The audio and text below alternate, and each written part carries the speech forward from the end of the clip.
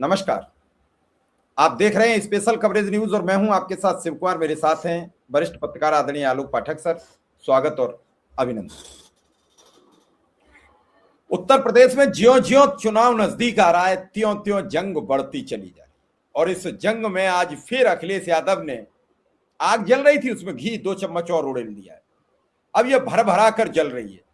अखिलेश यादव ने बड़े तीखे 5-6 सवाल पूछ लिए और इन सवालों को पूछने के बाद लखनऊ से दिल्ली तक फोन हड़गड़ाने लगे। क्या है ये, कौन से सवाल हैं, और इसमें उन सभी विभागों का समायोजन हो गया जो विभाग ज्यादातर मुख्यमंत्री की देखरेख में या फिर उनके बहुत खासम खास मंत्रियों के विभाग है। उनका पहला सवाल था कि भाजपा की बनाई गई सड़कें धंस क्यों जाती हैं। अब पीडब्ल्यूडी विभाग मुख्यमंत्री के पास है। ग्रीन कॉरिडोर विलीन कॉरिडोर क्यों होता जा रहा है, विभाग मुख्यमंत्री जी के पास है। पुल क्यों टूट जाता है, हाईवे हाई हाई क्यों करने लगते हैं, ये सभी विभाग पीडब्ल्यूडी के जितने हैं वो सब मुख्यमंत्री के पास है। टंकी क्यों धराशायी हो जाती है। उत्तर प्रदेश में 5-6 टंकियां फट गई, कुछ टपकने लगी, और ये विभाग योगी जी के सबसे खास बताए जाने वाले मंत्री स्वतंत्र देव जी के पास है। उन्होंने पूरा एक सिस्टम लपेटा और यह सिस्टम ऐसा लपेटा गया है कि स्वतंत्र देव के बारे में तो चर्चा भी ये होने लगी है कि वो अमित शाह के खेमे में भी देखे गए हैं। पिछले कई दिनों से उनका फोटो आ गया है। अमित शाह के कहने पर वो इस समय बंगाल का चुनाव देख रहे हैं और कई सालों बाद उनका अमित शाह के साथ फोटो दिखा जब से प्रदेश अध्यक्ष के पद से हटे हैं। आलोक सर, क्या है पूरा मामला? क्या 2027 के पहले बीजेपी पूरी तरह फंस जाएगी? कहते हैं ना कि बहुत ज्यादा प्रचार करना इस वक्त भारतीय जनता पार्टी को भारी पड़ रहा है। अखिलेश यादव ने जो सवाल पूछा था ट्विटर में कि उद्घाटन के फूल सूखने के पहले ही उद्घाटन की भी सड़क धंस जा रही है, ग्रीन कॉरिडोर विलीन कॉरिडोर बन गया, पुल टूट जा रहे हैं, टंकियां ढह जा रही हैं। मैं आपको एक एक उदाहरण दे रहा हूं। 2022 चुनाव भारतीय जनता पार्टी ने जीता, उसका बुंदेलखंड एक्सप्रेस वे आपको याद है ना, उद्घाटन हुआ था। उद्घाटन के 30 दिन के अंदर ही बुंदेलखंड एक्सप्रेस वे का क्या हाल हुआ था। और पूर्वांचल एक्सप्रेस वे का आनंद फानंद में उद्घाटन कर दिया गया था 2021 में नवंबर में। पहली बरसात में कितनी जगह गड्ढे हुए थे 2022 में। अब आते हैं नया ताजा मामला ग्रीन कॉरिडोर का। लखनऊ में ग्रीन कॉरिडोर बना, बड़े गाजे बाजे के साथ प्रचार हुआ कि लखनऊ की जनता को जाम से निजात पाने के लिए ग्रीन कॉरिडोर का उद्घाटन हो रहा है। रक्षा मंत्री जी आए, वो आए, और पता चला ग्रीन कॉरिडोर उद्घाटन होने के बाद ही धंस गया। इसीलिए उन्होंने तंज कसा, ग्रीन कॉरिडोर विलीन कॉरिडोर बन गया।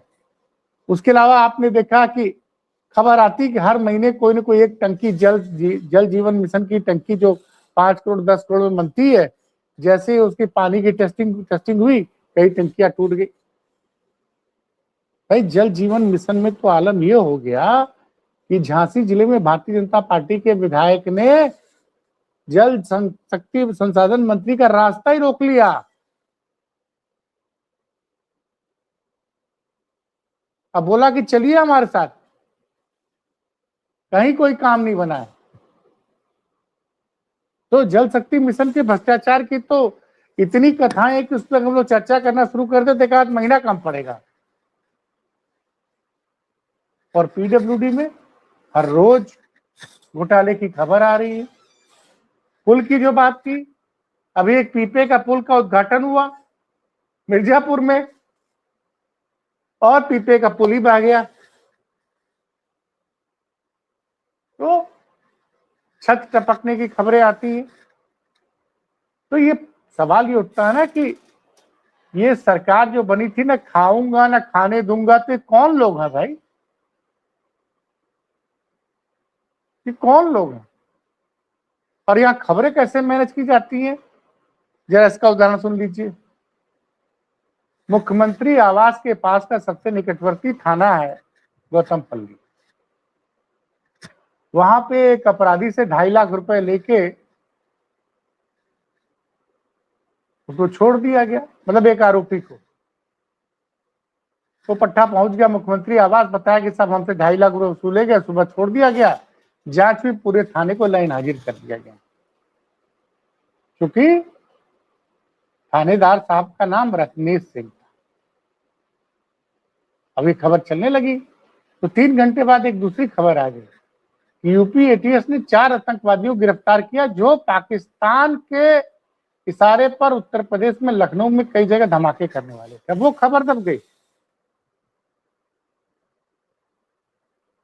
लेकिन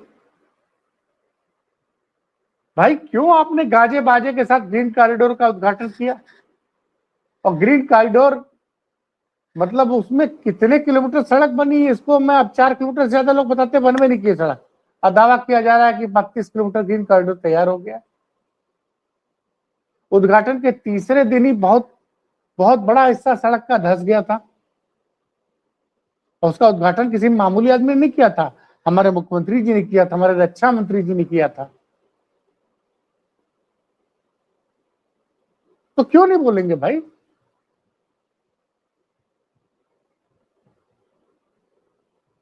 भ्रष्टाचार की सड़क पे ढूंढते जाइए। जब सरकार बनी थी 2017 में तो कहा था 100 दिन के अंदर सारे गड्ढे भर जाएंगे। आज आलम क्या है? 9 साल से ऊपर हो गए।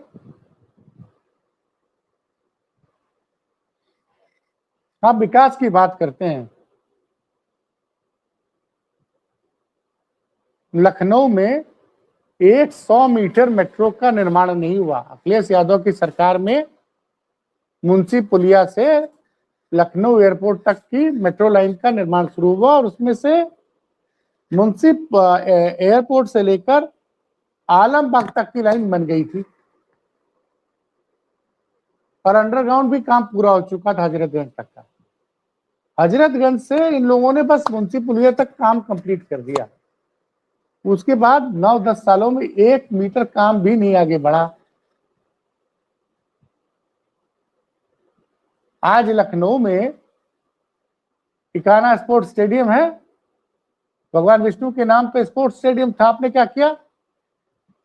विष्णु जी के नाम क्या किया? अटल जी का नाम जोड़ दिया। उस पर किसी को ऐतराज नहीं है। लेकिन एक विश्व स्तरीय स्टेडियम भी आप नहीं बना पाए। वाराणसी में एक वो बनना था, रोपवे, वो 4 साल से बन रहा है शहर के ट्रैफिक को का जाम खत्म करने के लिए। अच्छा, बनारस से योगी जी को विशेष प्यार है। अखिलेश यादव के जमाने में अंडरग्राउंड मेट्रो का ये हुआ था कि अंडरग्राउंड मेट्रो बनेगी, उस पर सर्वे होना था, तब तक सरकार चली गई। वो योजना योगी आदित्यनाथ जी ने रद्द कर दी। तो मोदी जी ने कहा रोपवे बनेगी।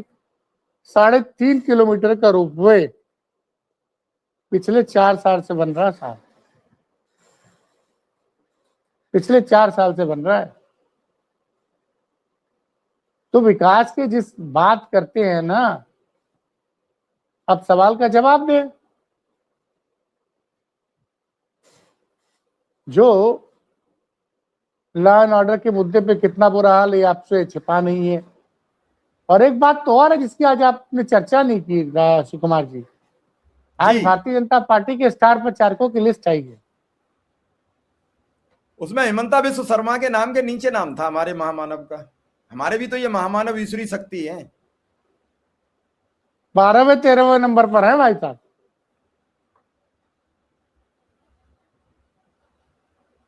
इनके बाद एक और अपडेट है अभी सर। जिस लड़के पर बताया गया था कि 2.5 लाख रुपया लेने का आरोप लगा था, थाना सस्पेंड हुआ, उसका लेटर अभी वायरल किया जा रहा है। वो कह रहा है ना मुझसे किसी ने पैसे मांगे थे। वीडियो बयान और लेटर दोनों चीजें अभी पिछले 10 मिनट में कई लोगों ने शेयर कर दी हैं क्या कि मुझसे किसी ने पैसे नहीं मांगे थे। अगर भैया मांगे नहीं तो जांच कैसे हुई, जांच हुई तो ये सस्पेंड कैसे हुए? तो पहले कब आई वाली है? जांच खराब, पहले जांच खराब थी। अभी शायद एक हिमांशु त्रिपाठी पत्रकार हैं, उन्होंने एक लेटर डाला है कि गौतम पल्ली के तत्कालीन इंस्पेक्टर रत्नेश सिंह पर लगे रुपयों के लेन देन के आरोप में आया नया मोड़। जिसे रुपए देने वाला बताया गया उसने आरोप निराधार बता दिए। और ये कई लोगों को टैग भी किया गया है। यूपी पुलिस को टैग किया गया है, लखनऊ पुलिस को टैग किया गया है, भारत समाचार और आज तक को टैग किया गया है। अच्छा, ट्वीट किया गया ये? हाँ, क्या बात। हो सकता है कोई नई उपलब्धि आई हो।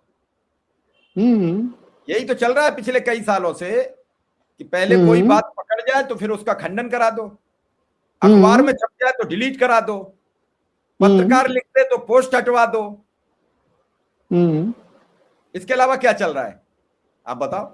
कुछ नया हो तो आप बता दो। मुझे तो यही पता लग रहा है पिछले अगर 1 महीने का रिकॉर्ड निकालोगे तो लाखों पोस्टें हटवाई जा चुकी हैं फेसबुक और मेटा उससे एक्स से। कुल मिला के बात यह है कि मुद्दों पर बात कब होगी? अगर बताए ना सरकार के पुल पीपा वाला नहीं टूटा है मिर्जापुर में, और बताए कि बीजेपी के विधायक उसका उद्घाटन करके नहीं आए थे रत्नाकर पांडे, तो भी हम मान लेंगे। अब आप किसी चीज को स्वीकार न करो तो फिर सर एक अलग बात है, उसकी कोई मतलब ही नहीं है। अगर इस थानेदार ने 2.5 लाख रुपया का नहीं जिक्र था तो फिर सस्पेंड क्यों किए गए? आज सफाई सवाल इसका है कि सस्पेंड नहीं किया गया भाई, इनको पूरे थाने को लाइनाजिर क्यों किया गया?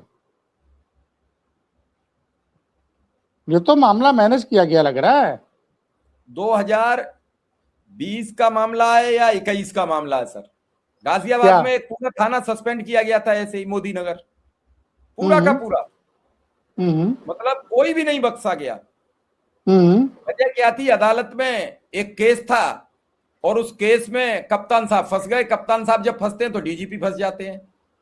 तो ये निर्णय हुआ कि मौजूदा थानेदार जो उस केस की जांच कर रहे थे उनको और पूरे थाने को सस्पेंड करके अदालत में कह दिया गया कि हमने कार्रवाई करी। ये क्या खेल है? अपराध अपराध दिन भर लोग सब करते हैं, अपराध पे तो चर्चा ही नहीं होती किसी न्यूज चैनल पर। किसी डिबेट में अगर कहीं अपराध सम्मिलित होता हो तो बताओ। और किसकी हिम्मत है कि 2012 से 17 तक छोटे से रेप, छोटी सी चोरी, छोटी सी लूट पर अखिलेश यादव का फोटो आधे हिस्सा में होता था, आधे हिस्सा में घटना होती थी। किसमें अब माई के लाल में दम है जो चलाए? बताओ। अब ऐसे दौर में क्या अपराध और क्या विकास सर? क्या अपराध और क्या विकास? खाता न बही, योगी जी और उनके अधिकारी कहें वही सही, वही सही, वही सही, वही मामला है। तो क्या इसमें जवाब दिया जाएगा? क्या इसमें विचार किया जाएगा? अरे भाई, इस देश में आप देख रहे हो बड़े बड़े लोग सवाल कर रहे हैं। आप आलोक सर अभी सवाल एक लिख दें ट्विटर पर, या तो सुबह पोस्ट हट जाएगी या ईश्वरी अवतार को एफआईआर करा देगा। सुब्रमण्यम स्वामी, मधु किश्वर, एक वो महिला मथुरा वाली, 3 लोगों के वीडियो वायरल हो रहे हैं। अभी तक किसी खिलाफ एफआईआर, किसी की आत्मा जागृत नहीं हो रही है पूरे देश में। बताओ आप, किसी की हो रही हो? कोई सुधा संज्ञान ले रहा हो? तो सर क्या माना जाएगा? विकास, विनाश, संस्कार कुछ बचा है? केवल ये बचा है सत्ता के रास्ते कैसे निकलते हैं। और सत्ता सर अहंकार का मूल कारक बन गई है और अहंकार पतन का कारण होता है। आलोक सर, नहीं, ये तो आपने बड़ी अच्छी बात बताई कि भाई फिर पूछना चाहिए कि ये सब आरोप गलत थे तो सबको आपने लाइन हाजिर क्यों किया? नहीं, मैं तो इसीलिए एकदम, अब मेरी निगाह पड़ गई, अभी 4 मिनट पहले ही आया है अभी ये पोस्ट। जरा मुझे भेजिए तो, मैंने देखा नहीं कि दिख नहीं रहा है। मतलब व्हाट्सएप पर चल रहा है कि ट्विटर पर चल रहा है? मैं ट्विटर पे अभी आपको भेज देता हूं। वैसे ये चर्चा थी कि बयान बदलवाने की कोशिश की जा रही है। ये चर्चा थी कि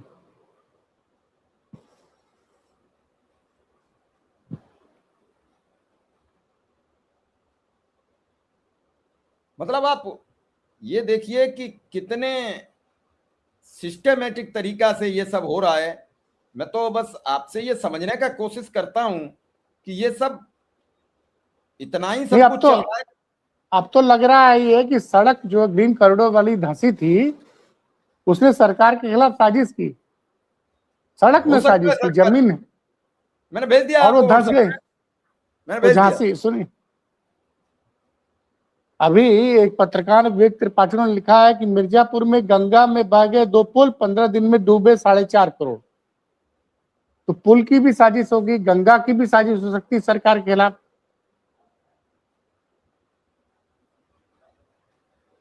वही हाल है ना साहब।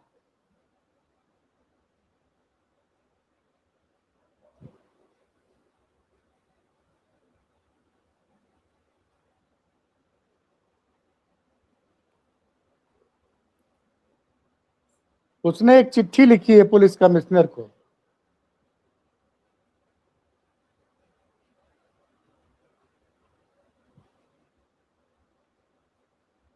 नहीं, आप ये देखो, आप चिट्ठी पढ़ के सुना दो दर्शकों को क्या है अब इसमें। अब इसको पढ़ पाना बड़ा मुश्किल है इस तरह से। तो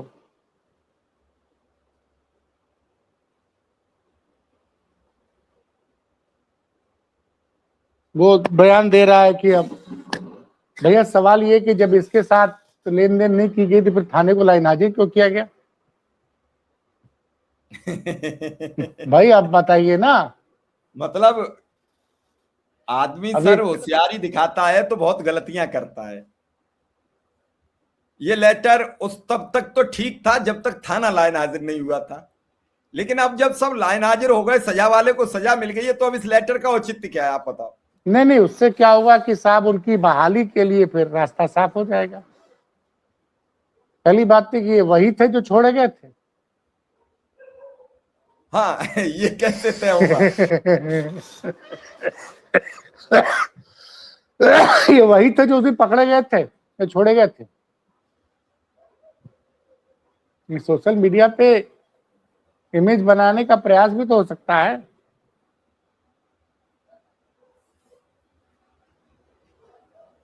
तो आलोक सर, आलोक सर, उत्तर प्रदेश को आप रोज नजदीकी से देख रहे हैं, रोज सोशल मीडिया को देख रहे हैं।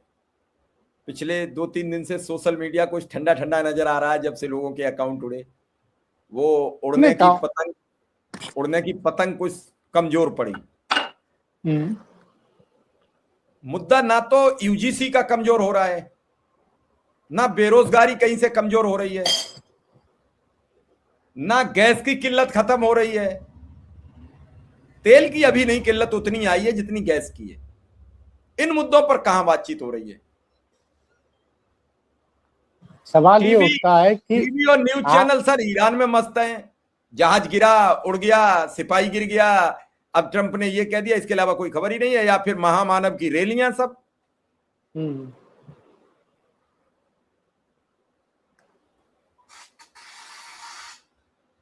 नहीं नहीं, मैं तो यही कहूंगा ना कि होता है कि सड़क जो ग्रीन कॉरिडोर वाली खुद ही धंस गई। उसको वो भी योगी सरकार के खिलाफ साजिश, योगी सरकार को सरकार बदनाम करना चाह रही थी ग्रीन कॉरिडोर वाली सड़क, वो ऐसा खुद तो ही नहीं है धंस गई। सड़क सड़क का कोई संबंध सपा से हो, क्योंकि सड़क में भी पहले सा है और सपा में भी सा है। हो सकता है। पीपे गंगा नदी भी जो है योगी जी को बदनाम करने में लग गई है। ऐसा बहाव आया कि पीपे पुल बह गया, बताइए। तो वो तो इसलिए भी हो सकता है क्योंकि गंगा के बेटा नरेंद्र मोदी है। कई लोग उन्हें बता रहे हैं कि मोदी और उनके आंकड़े 36 के रहते हैं, तो बेटा ने कह दिया वो अपनी माँ से कि जरा देखो तो इनको। ये बढ़िया खबर आप दे रहे हैं। मतलब मैं तो यही सोच रहा हूँ कि भाई सोशल मीडिया अकाउंट आप उड़ा देंगे, आप यूट्यूब चैनल बंद कर देंगे, आप फेसबुक पेज बंद कर देंगे, लेकिन जनता को आप कैसे रोकेंगे? जनता को एसआईआर के जरिए वोट काट देंगे, काम खत्म। ना ये भी अब ना आप ना, सोचोगे? नेपाल सरकार ने सोशल मीडिया ही बैन कर दिया था, तो क्या हुआ नतीजा? क्या नतीजा हुआ? जनता सड़कों पर आ गई, 34 साल का युवा पीएम बन गया, और क्या हो गया? पीएम बन गया। तो जो सच्चाई है उसको दबाने से सच्चाई बदलेगी नहीं। अच्छा सर, आज एक वीडियो में देख रहा था, उसमें पूर्व डीजीपी हैं विक्रम सिंह, उनका बयान आया, मैं सुन रहा था। उन्होंने आज अखिलेश जी की बड़ी तारीफ की है। मौसम वैज्ञानिक होते हैं ना ये लोग। उनके एक पुराने इंटरव्यू पे बवाल हो रहा था, तो ताबड़तोड़ नया इंटरव्यू दे दिया। ये लोग मौसम वैज्ञानिक होते हैं।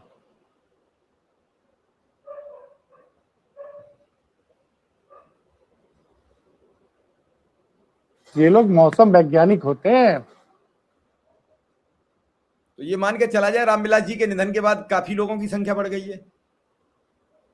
नहीं नहीं भाई, जो अधिकारी होते हैं मौसम वैज्ञानिक होते ही हैं भाई, इनको तो पता होता है ना। ये विक्रम सिंह कल तक क्या बोल रहे था, अचानक इंटरव्यू में अखिलेश यादव की तारीफ कर रहे हैं।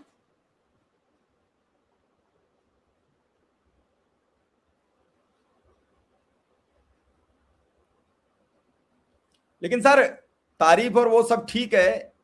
14 तारीख को 3 बड़ी पार्टियां जो यूपी में चुनाव, अंतिम सवाल आपसे एक पूछ रहा हूं छोटा सा, 3 बड़ी पार्टियां हैं, भाजपा, सपा और बसपा। मैं ठीक सीरियल से ही आया।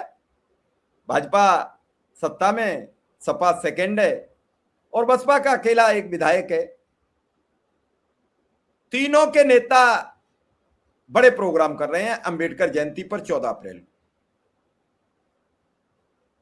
अच्छा, प्रधानमंत्री जी का तो यह भरोसा नहीं है कि वो आधी अधूरी सड़क कर रहे हैं उद्घाटन, या आपने तो अभी कही कि सड़क शर्मा गई, सड़क साजिश कर दे। वो तो यही और पता क्या नहीं भाई, है कि सड़क की साजिश है कि उद्घाटन की साजिश है, उद्घाटन कर्ता की साजिश है, किसकी साजिश है। आपने देखा मेट्रो 3 बार उद्घाटन हुआ। किसी देश का प्राइम मिनिस्टर 3 बार किसी चीज का उद्घाटन करने नहीं आता है। टाइम नहीं है सर। और हमारा वाला तो 24 घंटे सोता ही नहीं है। टाइम ही टाइम है। लोग बताते हैं सोते ही नहीं है। आप मेरठ मेरठ रैपिड मेट्रो की बात कर रहे हैं ना? 3 बार उद्घाटन किया नरेंद्र मोदी जी ने। जी जी। और अभी हमें पता नहीं कि नोएडा के इंटरनेशनल एयरपोर्ट का कितनी बार होगा, क्योंकि अभी तो वहां से कोई उड़ान ही नहीं भर रही है, तब हो चुका है। अच्छा, एक मजेदार तथ्य सुनने में आया कि वो नोएडा से उसकी दूरी 50 किलोमीटर करीब है। क्या सच है ये? नहीं, इतनी बैठेगी और कम कैसे हो जाएगी? क्या बात कर रहे हैं? नोएडा से अगर इस एयरपोर्ट की दूरी 50 किलोमीटर है, तो नोएडा वाले फिर दिल्ली एयरपोर्ट क्यों नहीं आएंगे जो 20-30 किलोमीटर दूर है? भाई 40 किलोमीटर के आसपास जेवर है, जेवर के बाद ये बना है, तो 50 क्यों नहीं होगी? इससे तो दूसरे जो अलीगढ़ जिनको जाना है, जिनको आगरा जाना है, जिनको मथुरा जाना है, उनको फायदा होगा। बाकी तो मुझे नहीं लगता कि इससे दिल्ली का ट्रैफिक दूर होगा। अब सर, वहां एयरपोर्ट से अगर आप नापोगे तो वहां से लगभग 50 किलोमीटर ही बैठेगा अलीगढ़, 50 किलोमीटर ही बैठेगा नोएडा, 50-60 बैठेगा आपका मथुरा, 65 बैठ जाएगा मथुरा, थोड़ा ज्यादा पड़ जाएगा। और वहां से 50 किलोमीटर के आसपास ही बैठेगा फरीदाबाद, पलवल होकर, और 40 किलोमीटर बुलंदशहर बैठेगा। ये दायरा है उस एयरपोर्ट के आसपास का। अच्छा, लेकिन मैंने आपसे पूछा, वो आप बताइए कि तीनों नेता हैं, क्या होगा उत्तर प्रदेश में? होगा कुछ नहीं। 14 अप्रैल को देखिए, मुझे लगता है कि सिर्फ मैं तो आपसे कल भी कहा था कि भाई ये एक्सप्रेस वे बन रहा है दिल्ली और देहरादून के बीच में, इसमें रैली सहारनपुर में क्यों रखी गई है? मुझे इस सवाल का जवाब दे दीजिए आप। सर, मेरे पास जवाब होता तो मैं आपसे क्यों पूछता? तो कहीं ना कहीं छटपटाहट है। क्या दादरी की रैली ने पूरा सिस्टम गड़बड़ा दिया है। अब दादरी की रैली कही है, रोज रोज के जो हालात उत्तर प्रदेश को उसको समझिए आप। चलिए सर, कुछ न देखते कुछ हैं तो हालात कैसे बनते हैं। फिलहाल इस खबर को यहीं विराम देंगे। आपका आभार, धन्यवाद, नमस्कार।